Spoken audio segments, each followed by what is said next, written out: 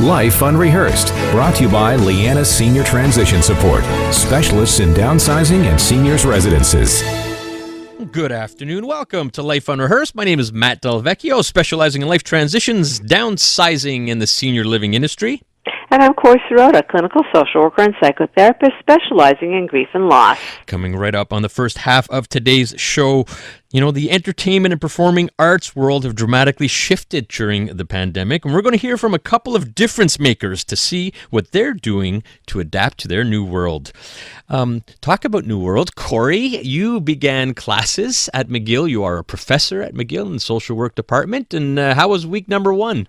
Week number one, teaching online. Gotta love it. It's very interesting, and God bless the students who are showing up and keen, and we're making it work, Matt. It's amazing. I was talking to my son who's in the McGill engineering program, and I guess if anything, he's just wishing for some consistency from different professors. He's got everything. I think you do some nice PowerPoint presentations, make it easy for students, and he's got some of those, but some are just, he had one professor writing on an easel board, handwriting and flipping pages and expecting 140 students online to keep up. So it's proving to be a little challenging for some.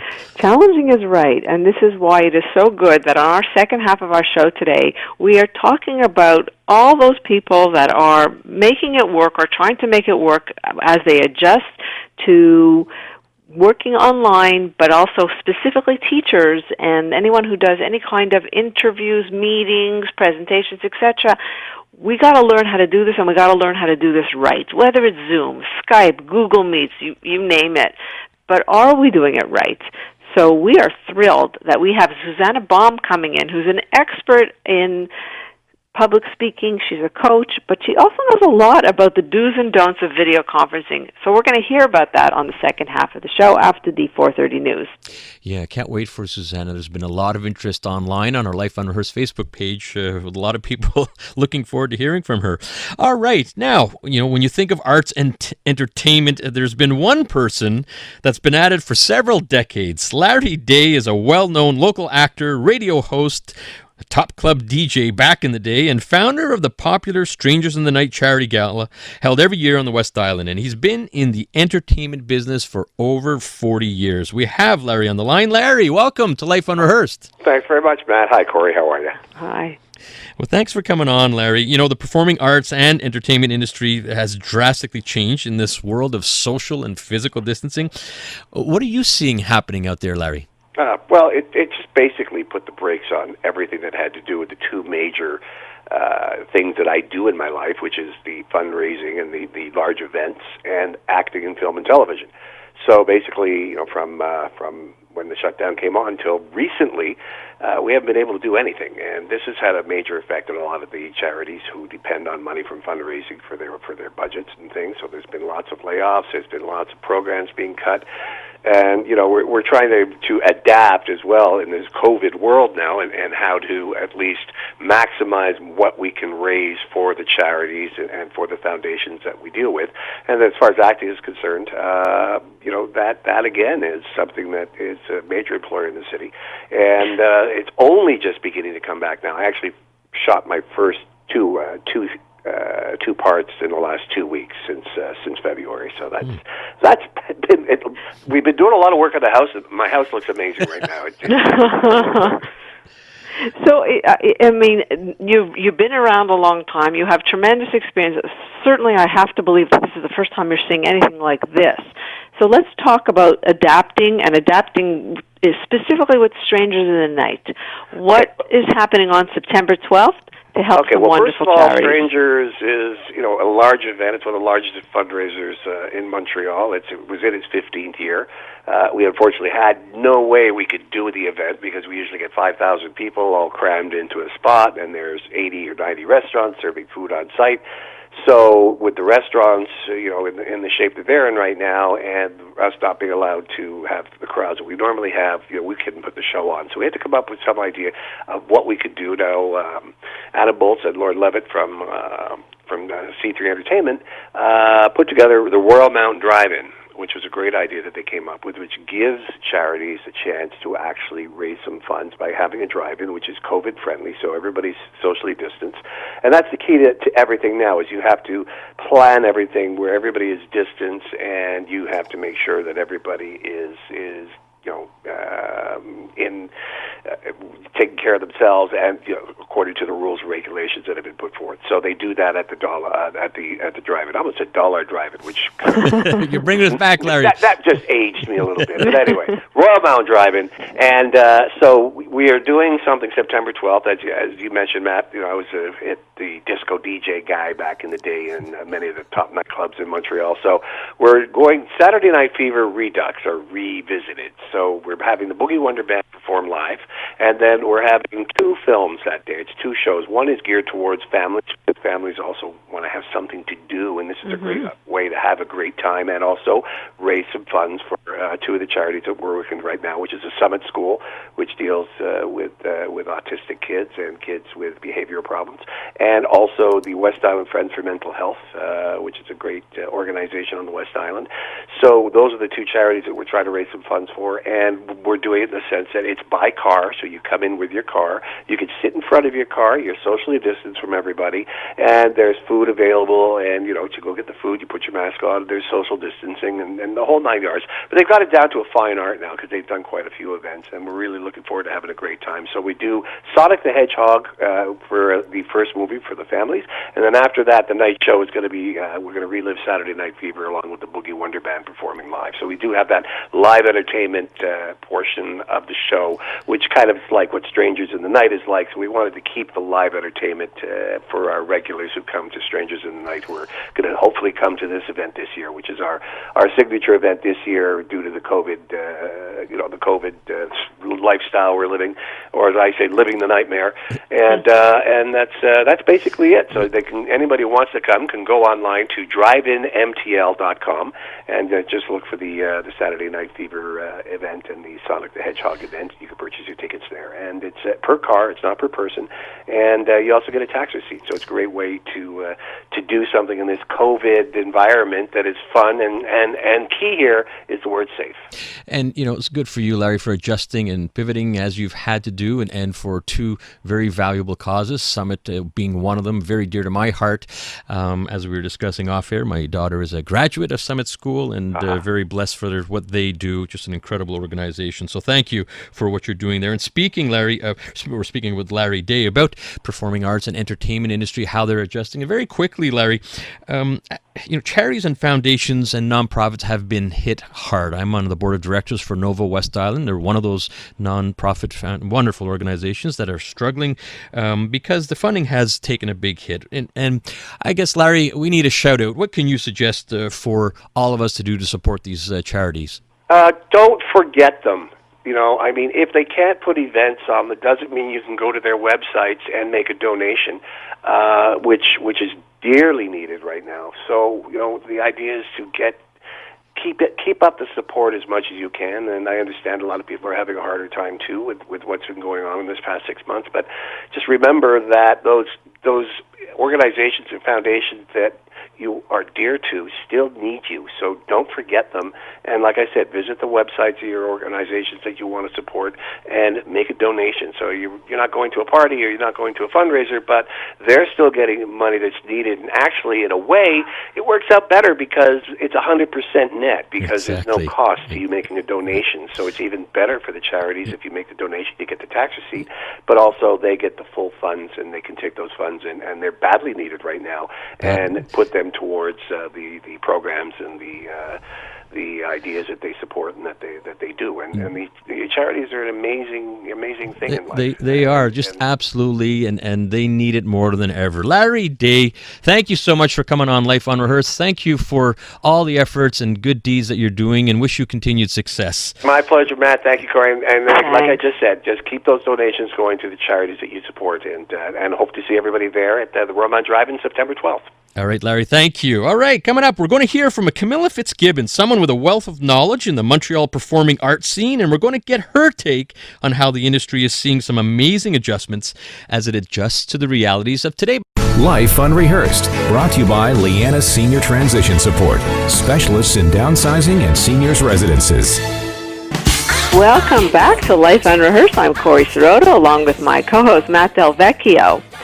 It's been a very difficult time for the performing arts in Montreal, as naturally one of the first industries to close and one of the last to reopen from quarantine during the coronavirus, the entire quarantine situation that we've had to deal with. The sector has been especially hard hit. There's some hopeful signs of recovery, though, as companies and artists are finding creative ways to make live entertainment happen again. Some are taking their productions online, while others are staging outdoor, socially distant shows in order to adapt to the limitations of this new reality.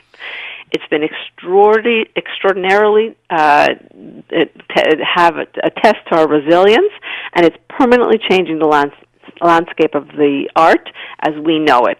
And I know this because Camila Fitzgibbon, who's a Montreal-based writer, director, and producer, she's also an actor with professional credits in the international theater, film, and television, video games, and voiceover industries. She's here with us. She's going to talk about being the founding editor of the Montreal Theatre Hub and theater contributor to Global TV's Montreal Morning News Show. But the truth is her primary work in the arts today is as a journalist dedicated to providing media coverage to the local English language stage art scenes. And that cannot have been easy. So welcome to the show, Camila. Oh, thank you so much for having me again, Matt and Corrie.